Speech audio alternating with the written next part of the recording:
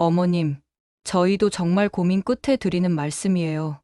대출도 다 받았고, 저희도 더 이상 감당이 안 돼요. 솔직히 어머님 말고는 기댈 데가 없어요. 그래서 그 집을 좀 팔았으면 하고 말씀을 드리는 것이에요. 그리고 나중에 요양원 가실 거잖아요. 그 집은 어차피 물려주실 거고요. 니네가 왜 대출을 받니? 보험금 받은 것으로 병원비는 다 내고 있은데. 앞으로 부족할지는 모르지만, 그리고 그 집은 내 아버지랑 나랑 힘들게 모은 돈으로 겨우 얻은 보금자리야. 그걸 어떻게 팔라고 하니? 그리고 그건 어떻게든 네 아빠하고 나하고 죽을 때까지 살 곳이야. 어떻게 요양원 간다는 소리가 나와? 절대 요양원 안 갈 거니까. 그리 알아. 민수 살려야 하잖아요. 그 돈이면 살릴 수 있어요. 지금은 그게 우선 아닌가요? 아니, 그러니까 병원비는 내가 다 내고 있는데 돈이 왜 더 필요하냐고? 앞으로 돈이 더 들어갈지 모르니까요. 그리고 그 정도는 손자를 위해서 해줄 수 있는 거 아니에요? 아니, 그러니까 니들이 돈이 왜 부족하냐고? 생각들을 해봐. 니들이 지금 병원비 한 푼 보탠 게 없는데 왜 돈이 부족해? 그래, 맞아. 민수 살려야지. 그래서 내가 너희 대신 민수 돌보고 밤새 안고 기저귀 갈고 열나면 택시 타고 병원도 데리고 다녔어. 그동안 너희는 뭐 했니? 그건 어머님이 자발적으로 하신 거잖아요. 우리는 그렇게까지 부탁드린 적 없어요. 자발적으로 내가 아기 맡기며 매일 했던 말 기억 안 나니? 오늘만 부탁드릴게요. 어머님, 그 오늘만이 몇 년이었는지 알아? 허리 수술을 고민하면서도 내가 너희 애를 안고 돌봤어. 그게 자발적이라고? 그래, 자발적으로 했지. 그게 가족이니까. 민수 살릴 수 있다면 그깟집이 뭐 그렇게 중요한 건지 모르겠어요. 그냥 좀 내려놓으시면 안 되나요? 그래, 너희한테 나는 그깟집을 들고 늘어지는 고집불통 노인이지. 그동안 너희를 위해 쏟아부은 시간과 마음은 하나도 중요하지 않은 거지. 그리고 부족한 병원비는 형이 내기로 했다. 니들이 이런 이야기 할까봐 형이 알아서 한다고 했다. 니들 말대로 민수 살려야지. 그리고 이제 민수 병간 오는 니들이 해라. 엄마는 집 팔아달란 소리까지 듣고 더 이상 여기 못 있겠다. 마침 민수도 많이 좋아졌고. 그 말을 끝으로 김씨 할머니는 자리에서 일어났습니다. 아들과 며느리는 할머니의 뒷모습을 그냥 멍하니 쳐다보고 있을 뿐이었죠. 안녕하세요. 오늘 이야기의 주인공은 경기 일산에 살고 있는 70살 김서희 할머니입니다. 김씨 할머니는 남편이 퇴직 후 조용한 시외 빌라에서 지내고 있습니다. 아들 둘 낳아 키워서 출가를 시켰는데요. 둘째 아들 출가하면서 힘들게 다시 힘든 인생이 시작되었다고 합니다. 어떤 일이 있었는지 들어보겠습니다. 혹시 비슷한 일을 겪으신 분들이 있다면 댓글로 서로 공감했으면 좋겠습니다. 구독과 좋아요, 그리고 알림 설정은 영상 제작에 큰 힘이 됩니다. 김씨 할머니는 충청북도 괴산에서 태어났습니다. 지금처럼 아파트며 차가 즐비하던 시대가 아니라 동네엔 소 울음소리, 마당에 깔린 볏짚, 그리고 새벽이면 아궁이에 불을 지펴 밥을 하던 어머니의 손길만이 기억에 남아 있습니다. 국민학교 다닐 적엔 학교까지 왕복 2시간이 넘게 걸렸습니다. 논길을 따라 걷다가 개울물에 발 담그고 친구들이랑 물수제비 뜨다가 하루 종일 놀다 온 적도 많았지요. 하지만 혼나도 발바닥에 가시가 박혀도 그 시절이 좋았습니다. 20살 무렵 친척 아주머니 소개로 남편을 처음 만났습니다. 당시 서울에서 화물차 운전을 하던 사람이라며 말수는 없어도 책임감은 있다는 말에 기대 반, 걱정 반이었습니다. 서로 몇 통 편지를 주고받다가 직접 만난 날 말은 별로 없었지만 눈빛이 따뜻하고 자기 손등을 계속 주무르던 그 모습이 어쩐지 미워지지 않았습니다. 결혼 후 서울 외곽의 작은 한옥집에 세를 얻어 신혼 살림을 시작했어요. 가난했지만 둘이 함께였기에 외롭진 않았습니다. 남편은 새벽마다 화물차를 운전하러 나갔고 김씨 할머니도 공장에서 일을 하였습니다. 그렇게 피땀으로 모은 돈으로 일산 쪽에 작은 빌라를 하나 장만했을 때 서로 얼굴을 마주보며 참 많이 울었습니다. 두 아들은 모두 그 집에서 자랐어요. 큰아들은 어릴 때부터 책을 좋아하고 말이 없어도 자기 할 일을 알아서 하는 아이였어요.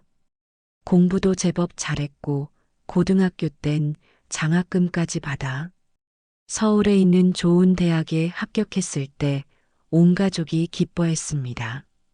졸업하자마자 대기업에 들어가 지금은 해외 지점으로 발령나 홍콩에서 근무 중입니다. 집에는 자주 못 오지만 명절이나 생일 때면 꼭 영상통화로 얼굴을 비추는 착한 아이죠. 문제는 작은 아들이었습니다. 성격이 활달하고 손재주는 있었지만 공부는 잘 못했어요. 한 곳에 오래 앉아 있는 걸 힘들어했고 고등학교 때부터 알바와 친구들과 어울리는데 더 흥미를 느끼던 아이였죠. 결국 전문대에 진학했고 자동차 관련 기술을 배워 졸업과 동시에 파주에 있는 중소기업에 취직했어요. 처음엔 걱정도 많았지만 작은 아들이 출퇴근을 거르지 않고 회사 일도 열심히 하기에 이제야 자리를 잡아가는구나 싶었죠. 그러던 어느 날 설거지를 마치고 거실로 나서는데 작은 아들이 쭈뼛거리며 할머니를 불렀어요. 평소에도 살가운 편은 아니지만 그렇게까지 불안해하는 모습은 처음이라 가슴이 철렁했습니다. 엄마, 저 드릴 말씀이 있어요. 목소리도 기어 들어가고 시선을 한참 아래에 둔 채 좀처럼 제 눈을 마주치지 못하더군요. 불길한 예감에 심장이 쿵쾅거렸지만 애써 태어난 척 소파에 앉으라고 손짓했습니다. 아들이 한참을 뜸을 들이더니 결국 겨우 입을 열었습니다. 저 결혼하면 안 될까요? 그 순간 귀를 의심했어요.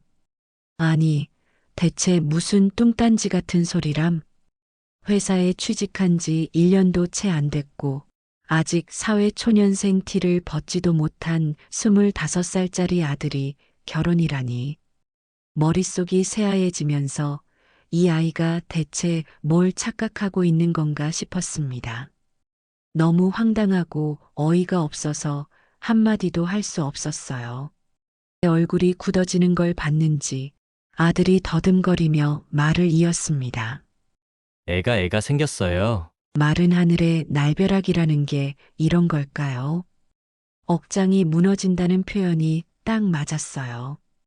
방금 전까지 뜨거웠던 심장이 차갑게 식어버리는 듯 했습니다.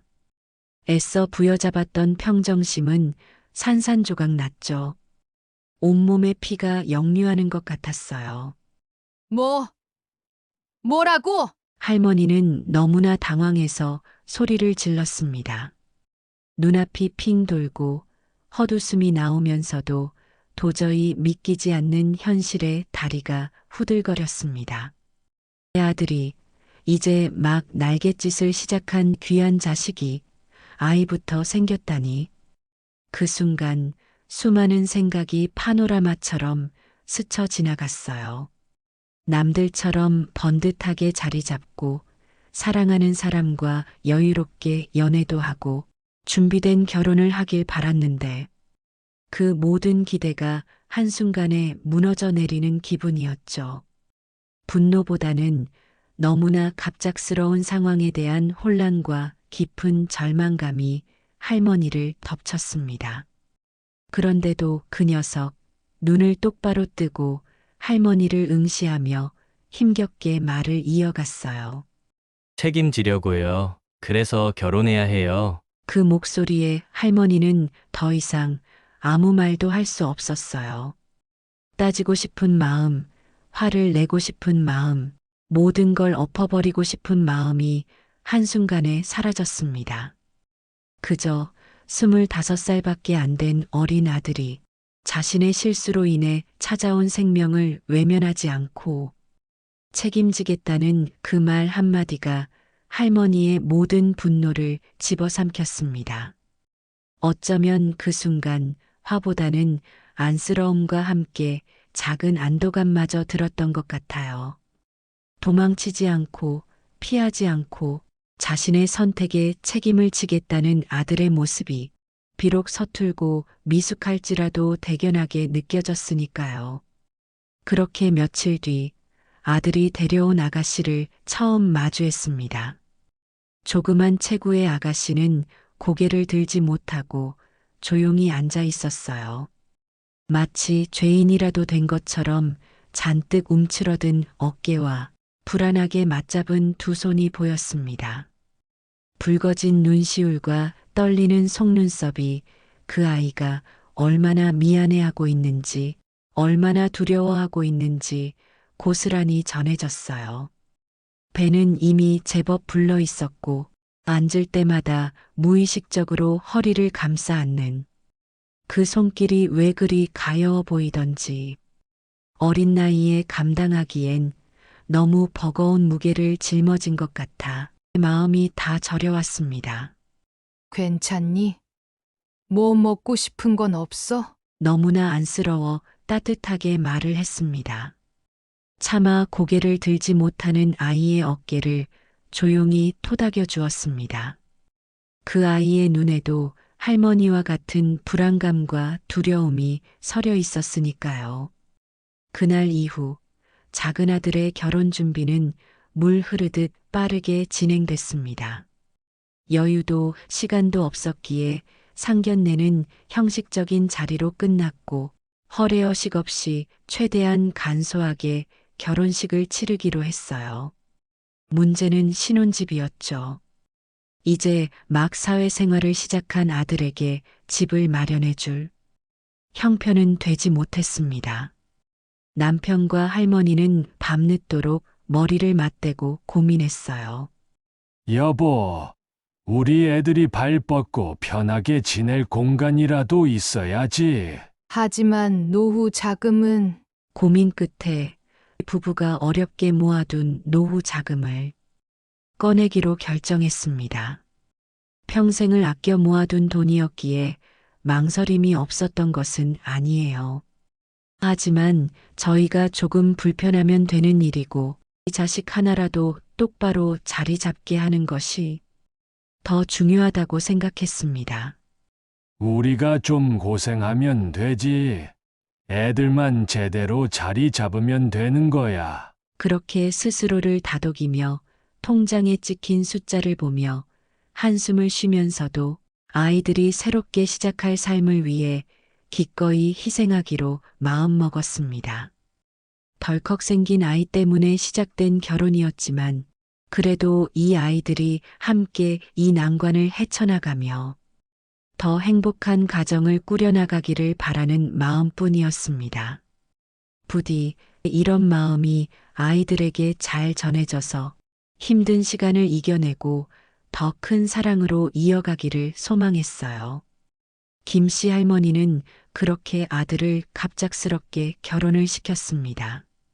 며느리의 출산이 임박해오자 돌봐줄 사람이 없어 발을 동동 구르는 아들 부부의 모습에 결국 김씨 할머니는 손주를 돌봐주기로 마음먹었습니다. 처음에는 한 달만 도와주기로 했지만 아들과 며느리의 간곡한 부탁에 결국 손주가 어린이집에 갈 때까지 돌봄을 이어가기로 했습니다. 산후조리 기간 동안 며느리는 예상보다 훨씬 힘들어했습니다. 출산 후유증과 밤낮으로 이어지는 아기 돌봄에 지쳐 기진맥진한 모습이 안쓰러웠습니다. 결국 김씨 할머니는 파주에 있는 아들 집으로 들어가 함께 생활하며 손주를 돌보기 시작했습니다. 잠시도 떨어지지 않으려는 아이를 품에 안고 분유를 데우고 기저귀를 갈며 젖병을 소독하는 것이 김씨 할머니의 일상이 되었습니다. 아이는 태어난 지 얼마 되지 않아 연신 울음을 터뜨렸고 젊은 부부는 잠을 제대로 자지 못한 채 하루하루를 버텨내고 있었습니다. 처음에는 김씨 할머니도 아이를 맡기는 며느리도 서로 조심스러웠습니다. 며느리는 늘 말끝마다 오늘 하루만 부탁드릴게요. 라고 했습니다. 그 말이 어쩐지 미안함을 품은 듯 들렸습니다. 하지만 그 오늘만이라는 말은 이내 사라졌습니다. 며느리는 더 이상 부탁이 아닌 당연한 일처럼 아이를 맡기기 시작했고 김씨 할머니는 어느새 하루 종일 손주와 함께 지내는 것이 일상이 되어버렸습니다. 아침이면 파주에서 출근하는 며느리는 김씨 할머니가 아들 집에 도착하면 부랴부랴 직장으로 향했고 작은 아들은 며느리보다 조금 늦게 집을 나섰습니다. 그렇게 집에는 김씨 할머니 혼자 손주를 안고 분유를 데우고 기저귀를 갈며 하루를 시작했습니다. 손주는 사랑스러웠습니다. 작고 보드라운 손으로 할머니의 옷자락을 잡고 옹알거릴 때면 세상 모든 시름이 사라지는 듯 했습니다. 그러나 나이가 든 몸은 쉬 지쳤고 허리는 늘 쑤셨습니다. 아이의 울음소리가 밤낮 없이 울려 퍼질 땐 김씨 할머니도 함께 지쳐갔습니다. 처음에는 하루 이틀이었지만 점점 주말까지 이어지면서 할머니는 잠시라도 누울 틈이 없었습니다. 아이가 감기에 걸려 열이 오르면 밤새도록 품에 안고 재웠고 한겨울에도 젖병을 소독하고 손수건을 삶으며 아이의 위생을 챙겼습니다. 본래 살던 집에서 아들 집으로 매일 출퇴근하며 손주를 돌보는 것보다 훨씬 고된 일이었습니다. 한 번은 할머니가 몸살로 쓰러졌을 때도 며느리는 조용히 아이를 맡기고 말없이 나갔습니다. 죄송해요, 어머님. 회사에서 중요한 일정이 있어서요. 그 말 뒤로 닫히는 현관문 소리가 할머니의 마음에 오래도록 남았습니다. 김씨 할머니는 아이를 안고 소파에 앉아 숨을 골랐습니다. 이 작은 생명은 죄가 없고 사랑스럽지만 왜 그 모든 부담이 전부 자신의 몫이 되어야 하나, 그런 생각이 머릿속을 맴돌았습니다. 한 번은 김씨 할머니가 작은 아들에게 말을 꺼낸 적이 있습니다. 얘야, 엄마가 이제는 몸이 예전 같지 않아서 그래 아이 돌보는 게 좀 힘들구나. 그러자 작은 아들은 잠시 머뭇거리더니 이렇게 말했습니다. 엄마가 봐주는 게 편하고 믿을 수 있죠. 사실 어린이집은 너무 불안해요. 그 말을 듣고 할머니는 더 이상 아무 말도 할 수 없었습니다. 자식이 힘든 건 알지만 자신의 건강과 고통은 당연한 희생처럼 여겨지는 현실에 가슴이 먹먹해졌습니다. 어느 날은 손주가 갑자기 열이 오르고 구토를 반복해 급히 병원으로 데려간 적이 있습니다. 아이를 품에 안고 택시를 타며 손이 떨렸고 눈물도 맺혔습니다. 대기실에서 숨을 고르며 겨우 정신을 붙잡고 있을 때 아이는 품에서 잠이 들었습니다. 의사는 말했습니다. 심한 장염이에요. 탈수 증상이 있으니 수액을 맞춰야 합니다. 그제야 할머니는 아이의 작고 마른 손을 꼭 잡고 고개를 끄덕였습니다. 할머니가 미안하다. 더 빨리 데려왔어야 했는데. 라고 말하며 속으로 자책했습니다. 그날 저녁 작은 아들과 며느리는 퇴근 후 병원에 도착했습니다. 김씨 할머니는 밤새 아이를 간호한 피로에 퀭한 얼굴로 앉아 있었고 며느리는 아이의 상태보다 먼저 이렇게 말했습니다. 어머님, 아이를 어떻게 먹였길래 이렇죠? 며느리의 말에 김씨 할머니는 할 말을 잃었습니다. 어느 날 할머니가 몸이 아파 병원을 다녀오는 날이었습니다. 어둠이 짙게 깔린 밤 병원 진료를 마치고 돌아오는 김씨 할머니의 손에는 약 봉투가 들려 있었습니다. 작은 아들과 며느리에게 여러 차례 전화를 걸었지만 연락을 단 한 번도 받지 않았습니다. 늦은 시간까지 홀로 버스에 몸을 싣고 집으로 향하는 동안 김씨 할머니의 마음은 더욱 차갑게 식어갔습니다.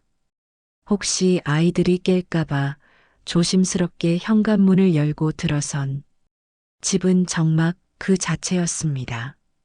거실 불은 꺼져 있었고 작은 아들과 며느리는 각자의 방에서 깊은 잠에 빠져 있었습니다. 마치 투명 인간이 된 듯 자신의 존재가 아무런 의미가 없어진 것 같은 서늘함이 온몸을 감쌌습니다. 그날 병원에서 김씨 할머니는 허리 디스크 진단이라는 충격적인 소식을 들었습니다. 의사는 조금만 더 악화되면 수술이 필요할 수 있다는 경고까지 덧붙였습니다. 그 말을 듣는 순간 할머니의 눈앞은 아득해졌습니다. 사랑스러운 손주를 돌보는 일이라고 스스로를 위로했지만 이제는 자신의 몸마저 망가뜨리는 고통의 시작이라는 현실에 온몸의 힘이 빠져나가는 듯 했습니다. 한 번은 욕실 거울 앞에 서서 자신의 얼굴을 물끄러미 바라봤습니다. 자기 자신이 낯설고 초라했습니다. 거울 속에는 부스스한 머리칼과 깨진 손톱, 그리고 굽어버린 허리와 퀭하게 꺼진 눈을 가진 낯선 노인이 서 있었습니다. 한 사람의 엄마이자 아이의 할머니로서 사람 대접 한 번 받지 못하는 삶에 참담한 마음이 밀려왔습니다. 거울 속 자신의 모습은 마치 켜켜이 쌓인 시간의 흔적과 고된 희생의 무게를 온몸으로 증명하는 듯 했습니다. 그런데 문제는 또 발생하고 있었습니다. 병원 진료 얼마 전부터 손자 민수는 평소와 달랐습니다. 처음엔 단순한 감기일 거라 생각했습니다. 열이 조금 올랐다가 내리고 콧물이 흐르고 식욕이 줄어드는 건 아이들에게 흔한 일이었으니까요. 하지만 민수는 달랐습니다. 열이 사흘, 나흘 계속되더니 기운 없이 늘어지기 시작했습니다. 김씨 할머니가 민수가 가장 좋아하는 블루베리를 줘도 시큰둥할 정도로 활기를 잃어갔습니다. 아이의 눈빛에서 생기가 사라지는 것을 보며 불안감에 휩싸였습니다. 그러다 어느 날 김씨 할머니는 민수의 손등에 멍처럼 퍼런 자국이 생긴 걸 보았습니다. 어머, 이게 뭐야, 민수야? 어디 다친 거니? 할머니의 물음에 민수는 아무 말 없이 눈을 끔뻑이다 이불을 덮고 몸을 웅크렸습니다. 작은 손가락 관절 부위마다 붉고 작은 반점들이 박힌 것도 할머니의 눈에 띄었습니다. 예사롭지 않은 느낌이었습니다. 다음 날 아침 김씨 할머니는 작은 아들과 며느리에게 민수의 상태를 이야기했습니다. 민수 상태가 좀 이상해. 열이 떨어지질 않고, 몸 여기저기 멍도 들고 코피도 나고. 하지만 작은 아들은 피곤한 얼굴로 식빵을 한 입 물며 건성으로 답했습니다. 애 키우다 보면 다 그런 거 아니에요. 엄마, 감기 오래 가는 거겠죠? 옆에 있던 며느리는 스마트폰을 보며 덧붙였습니다. 요즘 감기 독하잖아요. 주말쯤에나 시간 내서 데려가 볼게요. 아들과 며느리의 무관심에 김씨 할머니의 심장은 철렁 내려앉았습니다. 김씨 할머니는 더 이상 참을 수 없어 목소리를 높였습니다. 지금 이게 단순 감기 아니야. 무언가 이상해. 무슨 병일 수도 있어.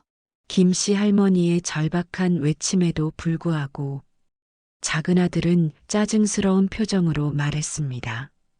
엄마, 너무 예민하게 반응하지 마세요. 병원비도 부담되고 하루 이틀 더 지켜보자고요. 며느리 역시 김씨 할머니의 얼굴을 한 번도 제대로 쳐다보지 않은 채 네, 어머님. 일단 출근해야 해서요. 라며 자리를 피했습니다. 그들의 말이 김씨 할머니의 귓가에 쇠붙이처럼 박혔습니다. 직장일, 시간, 부담. 그게 아이의 건강보다 우선이라는 듯한 말에 김씨 할머니는 이해가 되지 않았습니다. 어떻게 자기 자식이 아픈데 그렇게 말할 수 있는 것일까요? 김씨 할머니는 출근하는 며느리의 등 뒤에 대고 직장이 그렇게 중요하니?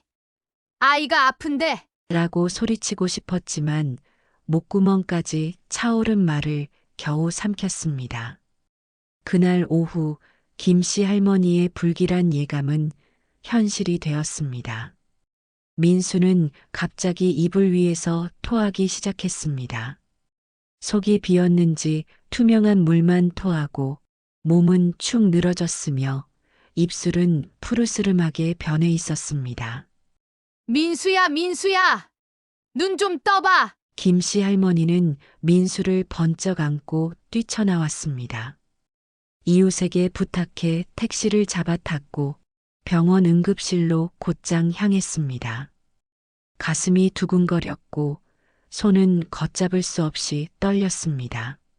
부디 아무 일 아니길. 그 말을 수십 번 되뇌며 김씨 할머니는 아이를 살려야 한다는 일념으로 병원에 도착했습니다.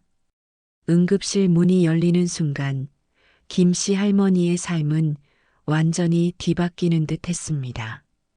응급실에서는 곧장 검사가 이루어졌습니다.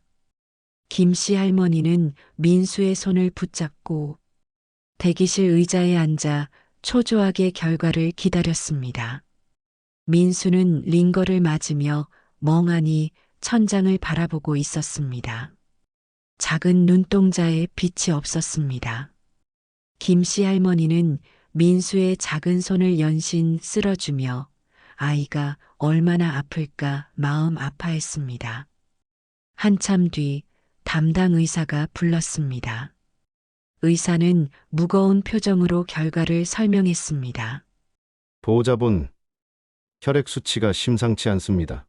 백혈구 수치가 비정상적으로 높고 혈소판 수치가 매우 낮습니다. 급성 림프 구성 백혈병으로 의심됩니다. 지금 바로 입원 조치해야 합니다. 정밀 검사도 병행할 겁니다. 그 말을 듣는 순간 숨이 턱 막혔습니다. 백혈병? 그 단어는 공포 그 자체였습니다. 의사가 설명하는 초기 치료의 중요성, 항암 스케줄, 입원 절차가 김씨 할머니의 귀에는 먹먹한 잡음처럼 울렸습니다. 김씨 할머니는 머릿속이 새하얗게 변한 채로 겨우 의사의 말을 경청하려 애썼습니다. 자신의 손주에게 이런 무서운 병이 찾아왔다는 사실을 도저히 받아들일 수 없었습니다. 눈물이 왈칵 쏟아질 것 같았지만 김씨 할머니는 민수 앞에서 약한 모습을 보일 수 없었습니다. 김씨 할머니는 민수를 안고 병실로 향했습니다. 작은 침대 위에 누워 링거를 맞는 민수를 보며 참았던 눈물이 두 줄기 흘러내렸습니다. 그제야 며느리에게 전화를 걸었습니다. 애미야 병원 왔는데 민수가 백혈병이래. 지금 바로 와야 해. 그 말을 들은 며느리는 놀라며 당황한 목소리로 말했지만 전화를 끊고서도 한참 뒤에야 병원에 도착했습니다. 도착해서도 며느리는 아이의 상태보다는 어쩌다 이런 일이 설마 집에서 뭘 잘못 먹인 건 아니죠, 어머님? 이라며 할머니를 탓하는 듯한 말을 먼저 꺼냈습니다. 김씨 할머니는 아무 말도 할 수 없었습니다. 작은 아들도 저녁 무렵에서야 퇴근하고 들어왔습니다. 지친 얼굴로 병실에 들어섰고 아이에게 눈길도 주지 않은 채 침대에 걸터 앉아 한숨만 쉬었습니다. 병실 안은 소독약 냄새와 정적만이 감돌았습니다. 그날은 민수가 태어나 처음으로 항암 치료를 받는 날이었습니다. 김씨 할머니는 작은 링거 바늘이 민수의 손등에 꽂힌 것을 보며 가슴이 미어지는 듯 했습니다. 아이의 창백한 얼굴에 작은 떨림이 일었고 김씨 할머니는 조심스럽게 민수의 이마를 닦으며 낮은 목소리로 속삭였습니다. 민수야, 할머니가 여기 있어. 조금만 참자. 괜찮을 거야. 아이의 작은 손을 잡고 온몸으로 기를 불어넣는 듯 했습니다. 그 순간만큼은 세상의 모든 고통이 민수의 아픔으로만 느껴졌습니다. 그러나 그 시간은 오래가지 못했습니다. 병실 문이 열렸고 아들이 들어섰습니다. 뒤이어 며느리도 무거운 얼굴로 병실에 들어섰습니다. 그들의 표정에는 알 수 없는 긴장감이 더 짙게 드리워져 있었습니다. 잠시 민수를 바라보던 아들은 이내 김씨 할머니에게 시선을 돌렸습니다. 엄마, 민수 상태는 괜찮아요? 오늘 항암 처음 시작했어. 아직 부작용이 크진 않지만 지켜봐야 한대. 대화는 잠시 멈췄고 병실 안에는 어색한 침묵만이 흘렀습니다. 이윽고 아들이 조심스럽게 말문을 열었습니다. 하지만 그 내용은 할머니의 기대를 처참히 무너뜨리는 것이었습니다.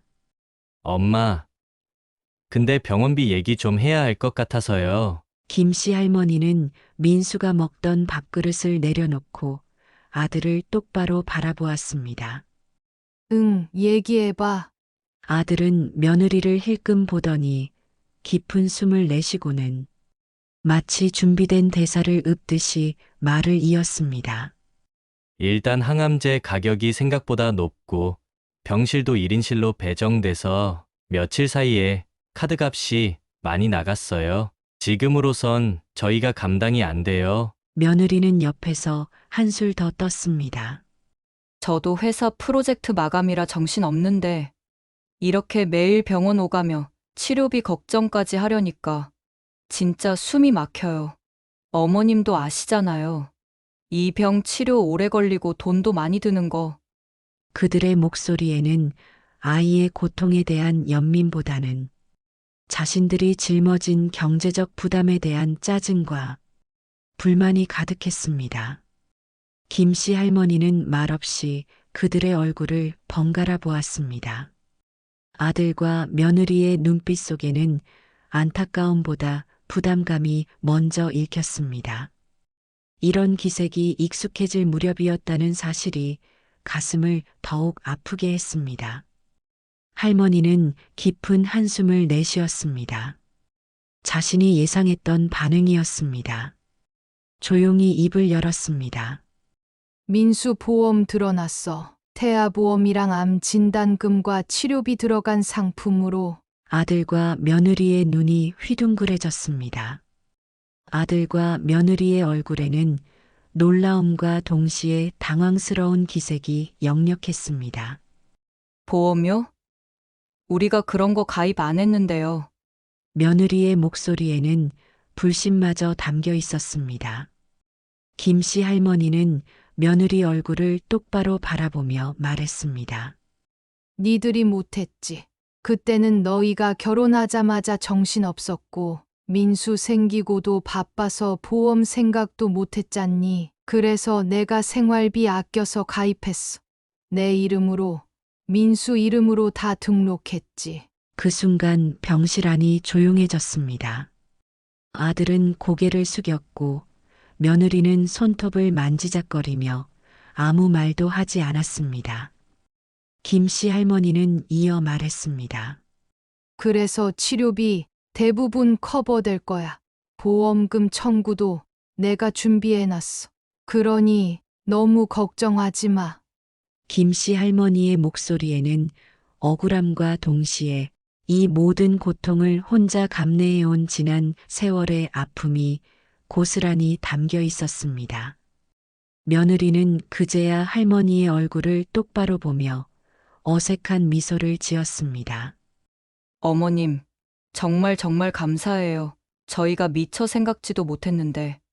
하지만 그 감사의 말 속에는 진심보다는 체면치레의 냄새가 짙게 풍겼습니다. 그러나 잠시의 평화는 아들의 다음 한마디로 산산조각 났습니다. 아들은 난감한 표정으로 다시 고개를 들었습니다. 그래도 엄마, 그걸로 다 충당은 안 되잖아요. 이번 계속되면 매달 드는 돈이 장난 아닌데 혹시라도 부족하면 어떡해요? 김씨 할머니는 순간 숨이 멎는 기분이었습니다. 보험을 들어놓은 것만으로도 충분한 배려였다고 생각했는데 이제는 혹시 모자라면 그 책임까지도 자신에게 돌리려는 말투였습니다. 할머니의 목소리가 약해질 뻔했지만 이내 굳건해졌습니다. 그건 부모가 알아서 할 일이야. 그 말 속에는 더 이상 물러설 곳 없는 한계가 담겨 있었습니다. 그 말에 며느리는 입술을 꾹 다물었다가 조용히 말끝을 올렸습니다. 다음 말은 김씨 할머니의 가슴에 비수를 꽂았습니다. 어머님 사실 저희는 기대하고 있었어요. 어머님께서 또 어떻게든 해주실 거라고. 지금 이 상황에서 부모님 말고 의지할 곳이 없거든요. 그 말은 감사가 아니라 노골적인 요구였습니다. 김씨 할머니는 조용히 고개를 떨궜습니다. 며느리의 말은 할머니가 그동안 감내해왔던 모든 희생이 결국 자신들의 당연한 권리로 전락했음을 확인시켜 주었습니다. 김씨 할머니는 강하게 이야기했습니다.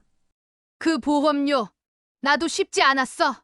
네 아빠 연금 조금, 내 연금 조금, 그리고 반찬값 남은 거 모아서 한 달에 몇만 원씩 냈어. 내가 너희 대신 들어준 거야. 혹시라도 일이 생길까 싶어서 니들한테 부담 주고 싶지 않아서. 할머니는 담담하게 이야기했습니다. 근데 그걸 이제 와서 더 부족하면 또 내놔야 한다는 식으로 말하면 우린 도대체 얼마나 줘야 하니? 병실의 공기가 얼어붙었습니다. 아들은 말없이 고개를 떨궜고 며느리는 시선을 피하며 입을 다물었습니다. 아들과 며느리의 침묵은 할머니의 마음에 더욱 깊은 상처를 남겼습니다. 할머니는 민수의 침대 옆에 조용히 앉아 아이가 잠든 손등을 쓰다듬었습니다. 그 작은 손에 여러 주사가 꽂혔고 자신은 그 손을 붙잡고 지켜야 할 책임만 느껴졌습니다. 온몸에 힘이 빠졌지만 차마 이 손을 놓을 수 없었습니다. 민수가 아프다는 이유로 자신이 점점 지갑으로만 취급받고 있다는 현실에 더 깊은 절망이 밀려왔습니다. 병실 문을 조용히 닫고 나온 김씨 할머니는 복도 끝 의자에 위태롭게 몸을 묻었습니다. 병원 복도의 형광등은 야속하게도 너무 밝았고 낮게 내려온 천장은 마치 자신을 짓누르는 듯 숨이 턱 막혔습니다. 할머니는 말없이 허리를 구부린 채 청구서가 든 봉투를 무릎 위에 얹었습니다. 손끝은 서서히 저려왔고 머리는 멍해져 갔습니다. 방금 전 링거를 맞고 겨우 잠든 민수의 모습이 눈앞에 아른거렸습니다. 머리카락은 군데군데 빠졌고 작은 얼굴은 창백했습니다. 가끔 미세하게 떨리는 속눈썹을 보면 아이가 아직도 고통을 참고 있는 듯해 김씨 할머니의 마음은 갈기갈기 찢어지는 듯 했습니다. 할머니는 주름진 손으로 청구서를 펼쳐보았습니다. 금액란에 적힌 숫자들이 잘 보이지 않았지만 마음속 무게는 그 어떤 숫자보다도 뚜렷하게 느껴졌습니다. 심장 밑바닥에서 올라오는 중압감은 말로 표현할 수 없었습니다. 이게 다 얼마야, 또 얼마나 더 나올까, 끝없이 이어질. 병원비에 할머니의 숨은 가빠졌습니다. 한 번은 민수가 자는 얼굴을 바라보다가 김씨 할머니가 혼잣말처럼 중얼거렸습니다. 할머니의 목소리는 바스라지는 낙엽처럼 힘없이 떨렸습니다. 할머니가 해줄 수 있는 게 이거밖에 없구나. 눈에는 절망과 함께 자신을 탓하는 감정이 가득했습니다. 진작 병원에 데려오지 못한 죄책감과 손주에게 병이 온 것이 모두 자신의 탓인 것만 같아 가슴을 쳤습니다. 병에 걸린 민수를 바라보며 자신이 더 빨리 병원에 데려왔더라면, 혹은 더 많은 것을 해줄 수 있었다면 이런 상황은 오지 않았을 것이라는 자책감이 김씨 할머니의 어깨를 짓눌렀습니다. 병원 청구서를 다시 펼쳐보며 마른 침을 삼켰습니다. 내가 살면서 이런 날이 올 줄은 몰랐어. 정말 몰랐어. 평생을 아끼고 절약하며 살아왔지만 그 모든 노력이 마치 물거품처럼 사라지는 듯한 허탈감에 눈을 감았습니다. 그때였습니다. 여보, 낯익은 목소리가 병원 복도에 울려 퍼졌습니다. 김씨 할머니는 화들짝 놀라 고개를 들었습니다. 남편이 복도 끝에 서 있었습니다. 한 손에는 시장에서 사온 따뜻한 죽통과 봉투가 들려 있었고, 다른 손엔 얇은 외투가 걸쳐져 있었습니다. 남편의 얼굴에는 깊은 피로가 역력했지만 김씨 할머니를 향한 따뜻한 눈빛은 변함없었습니다. 여기까지 어떻게 왔어요? 김씨 할머니는 눈을 동그랗게 떴습니다. 남편은 아내의 놀란 눈을 바라보며 나지막이 말했습니다. 집에 있으려니 답답해서 당신 목소리 전화기 너머로 들었는데 그 속에 얼마나 힘든지가 다 느껴졌어. 그래서 그냥 왔어. 죽이라도 먹여야겠다 싶어서. 여보, 고마워, 진짜 고마워. 자신의 고통을 알아주는 단 한 사람의 존재에 너무나 감사했습니다. 남편은 말없이 할머니는 옆에 앉았습니다. 그의 굳건한 손이 할머니의 떨리는 어깨를 감싸 안았습니다. 민수는 어때? 오늘 항암 처음 시작했어. 계속 토하고 기운도 없어. 애가 너무 작고 여려서 내가 무서워. 할머니의 목소리는 떨렸고 남편은 그 떨림 속에서 아내의 절망을 고스란히 느꼈습니다. 남편은 할머니의 손을 꼭 잡았습니다. 그 손은 오랜 세월 화물차를 운전하며 굳어진 손이었지만 지금은 할 수 있는 게 아무것도 없는 손처럼 느껴져 더욱 마음 아팠습니다. 잠시 정적이 흐른 뒤 남편이 조심스레 입을 열었습니다. 근데 병원비 얘기 좀 하자고. 그 말에 김씨 할머니의 어깨가 움찔했습니다. 할머니는 남편마저 자신에게 짐을 더하려는 것은 아닐까 하는 불안감에 휩싸였습니다. 당신도 알다시피 항암 치료 몇 차례면 100 단위는 그냥 넘어간다더라. 보험으로 된다고 해도 다 되는 건 아닐 거야. 우린 이제 연금이 전부고. 할머니는 고개를 떨궜습니다.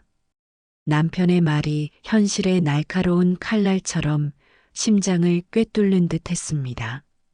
나도 그게 제일 무서워. 보험이 있다 해도 그거 다 내가 낸 거야. 애들한텐 부담될까봐 생활비 아껴서 내가 가입했어. 아마 병원비 정도는 되지 않을까 싶은데. 할머니의 말끝은 흐려졌고 목소리에는 아쉬움이 가득했습니다. 남편은 가만히 아내를 바라보다가 이마를 짚으며 깊은 한숨을 내쉬었습니다. 그럼 그네한테 말해보자. 할머니는 고개를 저었습니다. 아니야. 거기 혼자 있고 회사 일 바쁠 텐데. 지금은 그런 거 따질 상황 아니야. 민수 목숨이 달린 일이야. 남편은 단호했습니다. 핸드폰을 꺼내 김씨 할머니의 떨리는 손에 쥐어줬습니다. 말만 해봐. 자식이 부모 걱정한다고 해서 그걸 감추는 게 꼭 좋은 건 아니잖아. 남편의 굳건한 말에 할머니는 잠시 머뭇거리다 떨리는 손으로 큰아들에게 전화를 걸었습니다. 마음속에는 두려움과 함께 어쩌면 마지막 일지도 모를 희망이 피어올랐습니다. 여보세요. 엄마야. 할머니의 목소리는 불안하게 떨렸습니다. 엄마? 병원이라며 지금 괜찮아? 전화기 너머로 들려오는 아들의 목소리는 또렷했고 그 한마디에 할머니는 그만 울컥했습니다. 민수가 항암 치료 시작했어. 근데 병원비가 생각보다 너무 많이 나왔어. 그 말이 끝나자 아들의 목소리가 바뀌었습니다. 불안했던 목소리는 온데간데없고 단호하고 믿음직한 목소리였습니다. 엄마, 걱정 마세요. 제가 처리할 수 있는 만큼은 해결할게요. 급여 선청구도 가능하고 필요하면 제 보너스 다 털어도 돼요. 그리고 모아놓은 돈도 많아요. 아들의 말에 할머니는 그 자리에서 얼어붙었습니다. 기대하지 않았던 아들의 든든한 모습에 할머니는 말없이 눈물을 훔쳤습니다. 아들의 목소리에는 진심 어린 걱정과 함께 엄마를 향한 깊은 존경심이 담겨 있었습니다. 엄마, 저 엄마 고생하시는 거 알아요. 항상 죄송하고 감사해요. 엄마가 있어서 저 여기까지 왔어요. 민수는 살릴 수 있어요. 그 말에 할머니는 그저 입술을 꽉 물었습니다. 서러움, 고마움, 미안함 복잡한 감정들이 뒤섞여 할머니의 가슴을 채웠습니다. 전화를 끊고 나서 남편에게 조용히 말했습니다. 우리 아들 많이 컸네. 내가 그리웠던 말, 그 아이 입에서 나왔어. 고맙다는 말. 남편은 말없이 할머니의 어깨를 감싸 안았습니다. 그 따뜻한 손길은 오래된 겨울 외투처럼 낡았지만 여전히 따뜻했습니다. 사람은 말 없어도 부모 마음 다 안다더니 그 말 이제야 믿어지네. 남편의 목소리는 나직했지만 울림이 깊었습니다. 그날 밤 할머니는 민수의 병상 옆에서 처음으로 편하게 몇 시간 눈을 붙였습니다. 작은 손을 꼭 쥔 채 아이의 미세한 숨소리를 들으며 그동안의 고단했던 감정들을 잠시 내려놓았습니다. 민수의 숨결은 아직 약했지만 그 온기만으로도 할머니는 다시 살아갈 힘을 얻었습니다. 희망의 빛은 작고 연약했지만 그 작은 불빛 하나로 김씨 할머니는 그 어두운 병실 안에서 긴 밤을 견딜 수 있었습니다. 어둠 속에서도 마음속에는 작은 희망이 피어오르고 있었습니다. 남편의 위로와 큰아들의 진심 어린 말 한마디가 무거운 짐을 조금이나마 덜어주었고 그로 인해 다시 한번 버틸 힘을 얻었습니다. 어느 저녁 김씨 할머니는 병원 복도에서 돌아오다 병실 문이 살짝 열린 틈 사이로 아들과 며느리가 조용히 대화하는 소리를 들었습니다. 목소리는 낮았지만 할머니의 귀에는 또렷하게 들려왔습니다. 이제 진짜 한계야. 신약 투여도 시작해야 하고 그 약값은 보험이 다 안 된다고 했잖아. 며느리의 지친 목소리가 들렸습니다. 나도 알아. 그래서 얘기하려고 엄마 집 얘기 꺼내봐야지. 아들의 말에 발걸음을 멈췄습니다. 귓가에 엄마 집이라는 말이 탁 하고 박혔습니다. 심장이 뚝 떨어져 내리는 듯한 충격이 온몸을 강타했습니다. 피가 차갑게 식는 듯한 그 느낌에 그대로 얼어붙었습니다. 그날 밤 아들이 김씨 할머니를 병원 근처 허름한 식당으로 불렀습니다. 조명이 흐릿했고 작은 찻잔이 덜그럭거리며 테이블 위에 놓였습니다. 할머니는 무표정한 얼굴로 아들을 바라봤습니다. 이미 병실 문틈으로 들었던 대화 때문에 아들이 무슨 말을 하려는지 직감적으로 알 수 있었습니다. 엄마, 드릴 말씀이 있어요. 아들의 목소리는 떨렸습니다. 김씨 할머니는 조용히 기다렸습니다. 아들은 목을 한번 가다듬고 힘겹게 말을 이었습니다. 얼굴은 며칠 밤을 새운 듯 초췌했고 눈빛에는 깊은 피로와 함께 절박함이 서려 있었습니다. 병원비가 너무 많이 들어요. 신약은 보험도 안 되고 한 번 맞는데도 100만 원이 넘는데 지금처럼 가다간 정말 끝이에요. 민수를 살리려면 방법이 없어요. 김씨 할머니는 조용히 듣고만 있었습니다. 말하지 않아도 이미 알고 있던 이야기였습니다. 가끔씩 쏟아지는 병원비 청구서에 할머니의 마음은 이미 닳고 달아 있었습니다. 그래서 하고 싶은 말이 뭐냐? 목소리는 차분했지만 그 속에는 깊은 체념이 배어 있었습니다. 아들은 김씨 할머니의 눈을 똑바로 쳐다보지 못하고 힘겹게 입을 열었습니다. 엄마 지금 살고 있는 집 팔면 안 될까? 어차피 엄마, 아버지 두 분 사시잖아요. 너무 큰 집이고 나중엔 요양원도 생각하셔야 하잖아요. 그 말에 김씨 할머니는 젓가락을 내려놓고 아들의 눈을 바라보았습니다. 너 지금 그 집을 팔라고 말하는 거니? 김씨 할머니의 목소리에는 믿을 수 없다는 듯한 떨림이 섞여 있었습니다. 아들의 눈빛이 흔들렸습니다. 그때 며느리가 조심스레 말을 보탰습니다. 그녀의 목소리는 할머니를 이해하려는 듯 했지만 그 이면에는 자신들의 어려움을 강요하는 듯한 뉘앙스가 깔려 있었습니다. 어머님, 저희도 정말 고민 끝에 드리는 말씀이에요. 대출도 다 받았고, 저희도 더 이상 감당이 안 돼요. 솔직히 어머님 말고는 기댈 데가 없어요. 할머니는 웃음이 나올 뻔했습니다. 기댈 데가 없다는 말이 어쩌면 희생 좀 더 해달라는 의미라는 것을 모르는 건 아니었습니다. 김씨 할머니는 눈가가 붉어졌지만 애써 감정을 억눌렀습니다. 그리고 떨리는 목소리로 자신의 삶이 담긴 그 집에 대해 이야기하기 시작했습니다. 니네가 왜 대출을 받니? 보험금 받은 것으로 병원비는 다 내고 있는데 앞으로 부족할지 모르지만 그리고 그 집은 내 아버지랑 나랑 힘들게 모은 돈으로 겨우 얻은 보금자리야. 그걸 어떻게 팔라고 하니? 그리고 그건 어떻게든 네 아빠하고 나하고 죽을 때까지 살 곳이야. 어떻게 요양원 간다는 소리가 나와?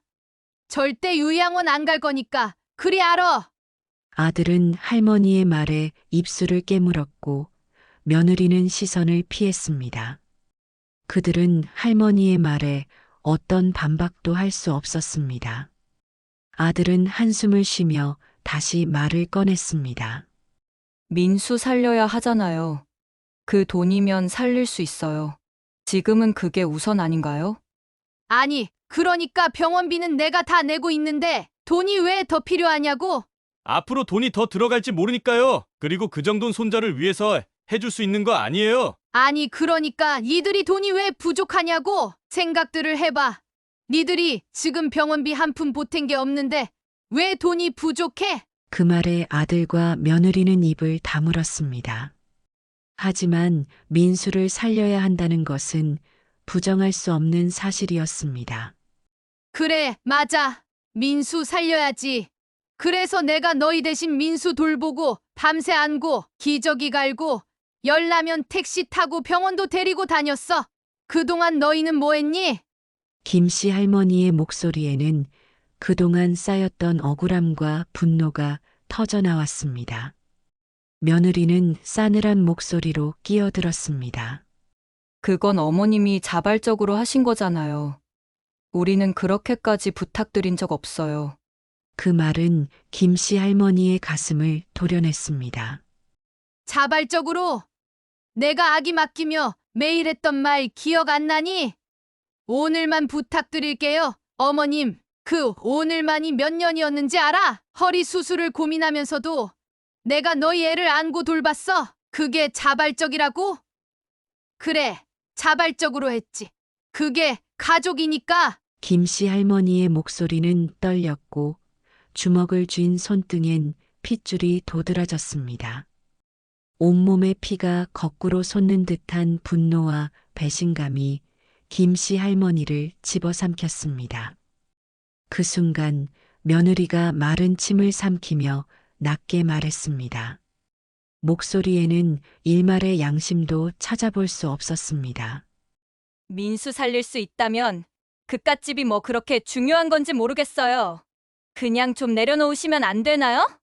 할머니는 조용히 자리에서 일어났습니다. 그래, 너희한테 나는 그깟집을 들고 늘어지는 고집불통 노인이지. 그동안 너희를 위해 쏟아부은 시간과 마음은 하나도 중요하지 않은 거지. 그리고 부족한 병원비는 형이 내기로 했다. 니들이 이런 이야기 할까봐 형이 알아서 한다고 했다. 니들 말대로 민수 살려야지. 그리고 이제 민수 병간 오는 니들이 해라. 엄마는 집 팔아달란 소리까지 듣고 더 이상 여기 못 있겠다. 마침 민수도 많이 좋아졌고. 그 말을 끝으로 할머니는 자리에서 일어나서 식당을 나왔습니다. 아들과 며느리의 얼굴은 놀람으로 가득 찼습니다. 며칠 뒤 병원에서 아들과 며느리에게 연락이 왔습니다. 며느리는 처음에는 안부를 묻는 척하다가 결국은 손자 이야기를 했습니다. 어머님, 며칠째 병원에 안 오셔서 민수가 계속 찾았어요. 김씨 할머니는 단호하게 대답했습니다. 앞으로 민수는 너희가 책임져. 내 할 만큼 했고 이제는 내가 나를 지켜야겠어. 니들이 우리 부부 챙겨줄 것도 아니잖아. 뭔가를 뺏어가려고만 하지. 내가 무너지면 아무도 지켜주지 않잖니? 그 말을 하고 전화를 끊었습니다. 계절이 몇 번 바뀌고 손자 민수는 완치 판정을 받았습니다. 물론 그간의 병원비 부족분은 큰아들이 해결해 주었습니다. 어느 저녁이었습니다. 민수가 퇴원하고 얼마 지나지 않아 작은아들 내외가 직접 집으로 찾아왔습니다. 김씨 할머니는 아들과 며느리가 고마움을 전하러 온 것이라 생각했습니다. 병원에서 큰아들의 도움으로 민수가 치료를 받고 퇴원할 수 있었던 일련의 사건들 이후 작은아들 부부에게서 분명한 변화를 느꼈기 때문입니다.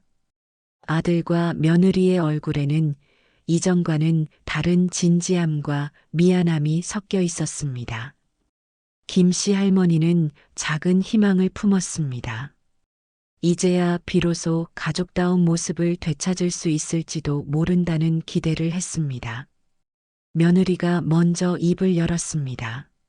어머님, 아버님 정말 감사했어요. 민수가 무사히 치료받고 퇴원할 수 있었던 건 두 분 덕분이에요. 김씨 할머니는 순간 그래도 큰 일을 겪으니 사람이 달라지는 것을 느꼈습니다. 그동안의 모든 고통과 희생이 이 한마디로 보상받는 듯 했습니다. 남편 또한 흐뭇한 표정으로 고개를 끄덕였습니다. 하지만 그 따뜻함은 잠시뿐이었습니다. 며느리의 다음 말이 할머니의 가슴을 싸늘하게 얼어붙게 만들었습니다. 그런데 이제 민수도 나았고 저희도 잘 지낼 수 있을 것 같아서요. 어머님, 아버님께서 너무 자주 찾아오시면 사실 좀 불편해요. 시댁은 어차피 남이잖아요. 저희도 이제 우리만의 가정을 꾸리고 싶거든요. 왕래는 조금 줄였으면 좋겠어요. 그 순간 김씨 할머니는 너무나 놀래서 말이 안 나올 정도였습니다. 민수 하나 살려보겠다고 병원에서 밤새워 지키던 기억, 경제적으로 힘들다던 그들 말에 노후 자금까지 털어 집을 사줬던 기억, 허리 수술을 고민하면서도 힘들다고 울먹이던 며느리를 대신해 손주를 돌봤던 수많은 날들이 주마등처럼 스쳐 지나갔습니다. 남이라는 단어가 뇌리에서 떠나지 않았습니다.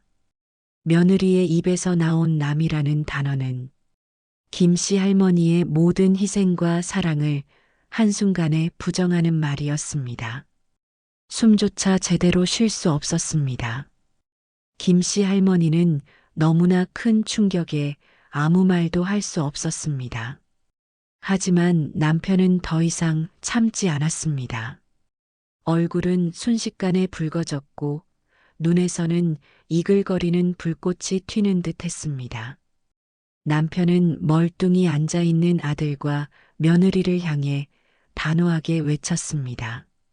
니들이 뭔 소리를 하는 거냐? 결혼할 때 집 사줬지? 산후조리 할 사람 없다고 엄마가 가서 돌봐줬지? 병원에 가 있었지? 보험금 받아서 병원비 해결해줬지? 도대체 뭐가 불만이냐? 할 말이 있고 못할 말이 있는 거야. 남이라 생각한다면 당장 우리 집에서 나가라. 그 집 아직 내 명의로 돼 있는 거 모르냐? 우리가 평생 아끼고 모은 돈으로 산 집이야. 남이 왜 남의 집에 살고 있냐고. 남편의 목소리는 분노로 격앙되어 있었고 그 속에는 아내의 오랜 희생과 고통을 외면한 자식들에 대한 실망감이 고스란히 담겨 있었습니다. 다음 날 남편은 부동산에 전화를 걸어 단호하게 집을 내놓겠다고 통보했습니다. 김씨 할머니는 자신의 마음을 알아주고 대신 분노해주는 남편의 모습에 작은 위로를 얻었습니다. 그리고 다음 날 직접 아들 집을 매물로 내놨습니다. 더는 그 집에 미련을 두지 않기로 했습니다. 아들 부부는 부동산을 통해 집이 매물로 나왔다는 소식을 듣고 다시 찾아왔습니다. 그들은 문 밖에서 애원하듯 소리쳤습니다. 어머니, 아버지, 문 좀 열어봐요. 잘못했어요. 제발 한 번만 이야기 좀 해요. 아들과 며느리의 외침이 문 밖에서 일주일 동안 계속됐지만 남편의 결심은 단호했습니다. 이젠 지켜야 할 게 달라. 우리 마음까지 짓밟힌 이상 돌아갈 이유가 없어. 남편의 목소리에는 굳어 있었습니다. 할머니 또한 더 이상 그들에게 흔들리지 않았습니다. 그렇게 한 달이 흘렀습니다. 결국 아들 부부는 짐을 싸서 집을 나왔고 근처의 작은 빌라로 이사를 갔다는 소식을 들었습니다. 한때는 한 가족이었던 아들과 며느리가 이제는 남이 된다고 생각하니 씁쓸한 미소가 지어졌습니다. 모든 것이 끝났다는 허탈감과 동시에 홀가분함이 뒤섞인 복잡한 감정이 들었습니다. 부모라면 자식이 힘들 때 도와주는 게 당연한 일이라고 믿어왔다고.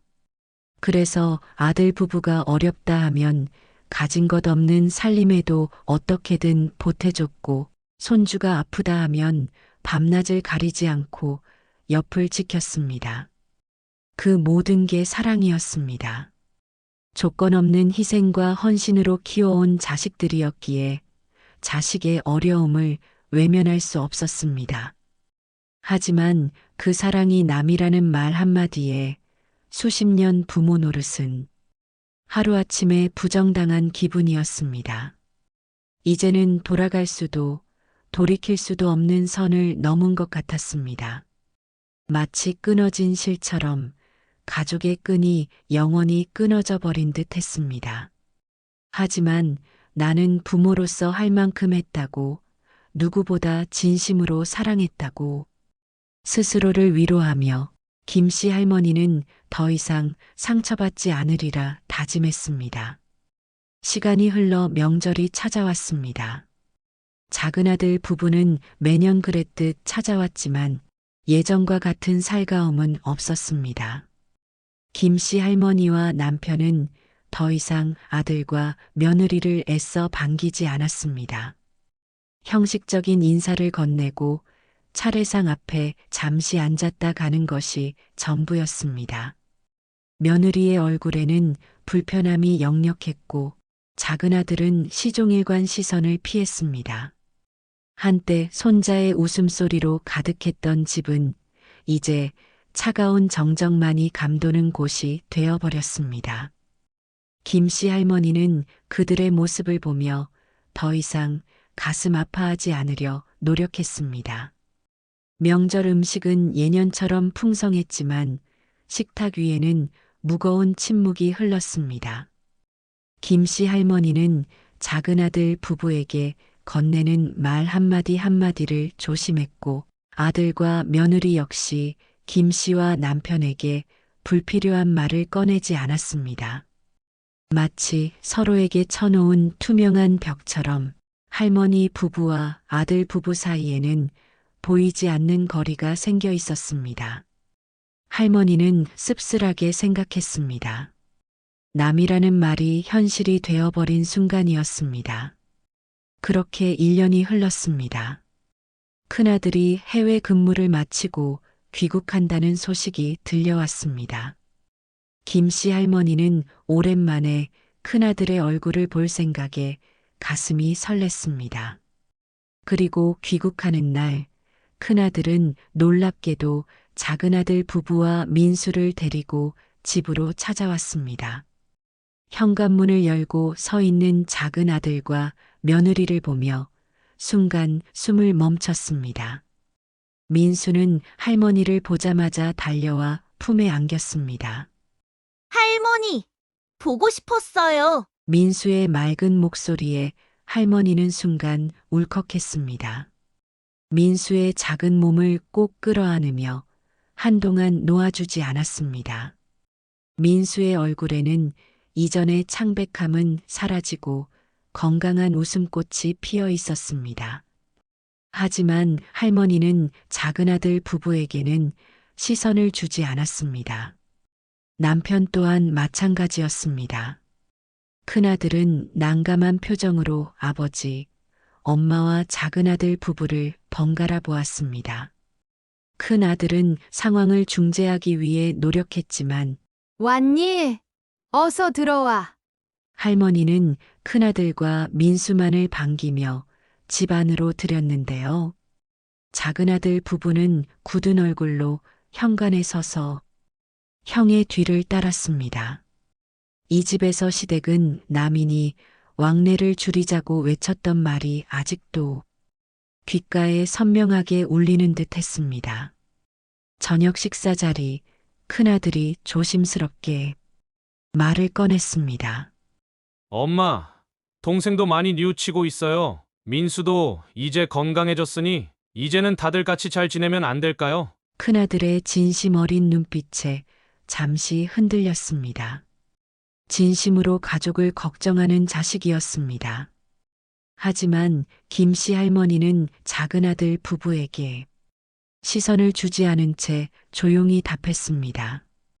용서될지는 모르겠다. 할머니의 목소리는 나직했지만 그 속에는 풀리지 않은 깊은 응어리가 담겨 있었습니다. 작은아들 부부는 고개를 숙였습니다. 할머니는 그들의 침묵 속에서 자신들이 저질렀던 잘못을 비로소 깨닫고 있음을 느꼈습니다. 하지만 그 깨달음이 할머니의 상처를 치유할 수 있을지는 미지수였습니다. 가족이라는 이름으로 저질러진 상처는 너무나 깊었고 그 상처는 쉽게 아물지 않을 것이기 때문이죠. 오늘 이야기는 여기까지입니다. 이야기를 들으신 여러분은 어떻게 하시겠습니까?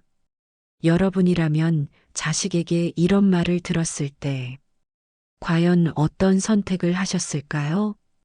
댓글로 남겨주세요. 끝까지 시청해주신 분들께 진심으로 감사드립니다. 구독과 좋아요, 알림 설정은 영상 제작에 큰 힘이 됩니다. 감사합니다.